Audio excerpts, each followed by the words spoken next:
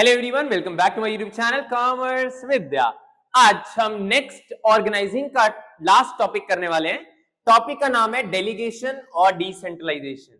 ये दो टॉपिक्स हैं हमारे मेजरली जो आपको समझनी है, जिसपे हमें केस स्टडी के चांसेस बहुत ज्यादा है आने के।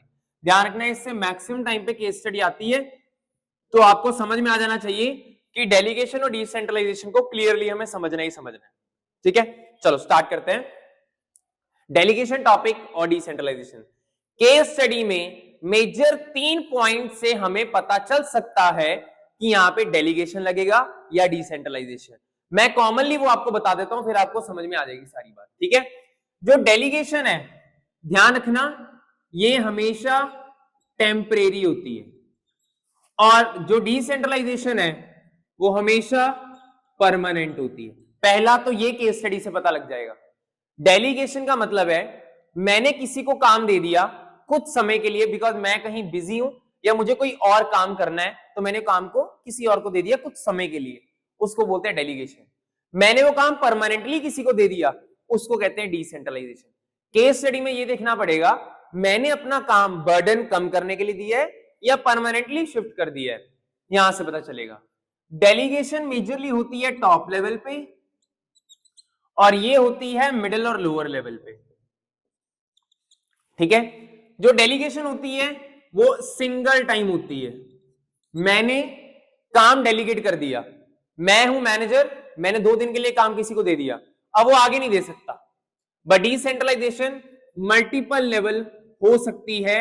मैं काम मैंने किसी को दिया, उसने आगे दे दिया, उसने आगे दे दिया। This is possible in decentralisation but not possible in delegation. Delegation में पॉसिबल नहीं है, डिसेंट्रलाइजेशन में पॉसिबल है। ध्यान रखना, यहां से आप फिगर आउट कर पाओगे कि ये डेलीगेशन है या डिसेंट्रलाइजेशन है।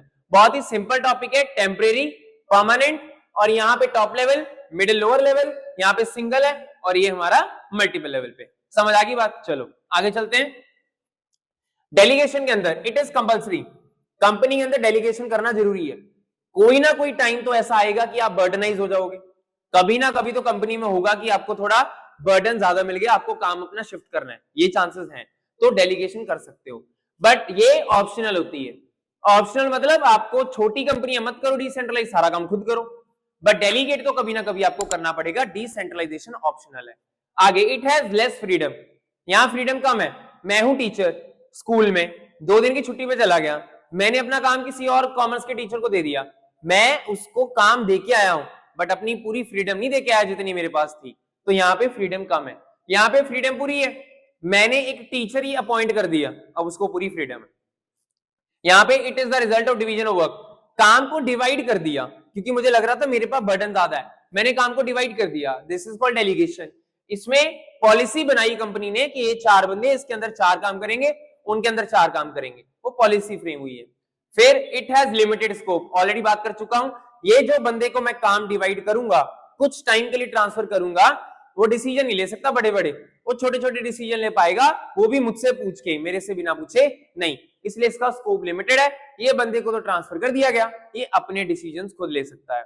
फिर आ गया to lessen the burden of manager, मैंने आपको भी बताया डेलीगेशन का काम ही है अपने बर्डन को कम करना, और यहाँ पे बर्डन को कम करना काम नहीं है, यहाँ पे है सबऑर्डिनेट्स को थोड़ा सा इंप्रूव करना कि वो और बढ़िया लेवल पे काम कर पाए, तो इसके लिए हमारे पास डिसेंट्रलाइजेशन।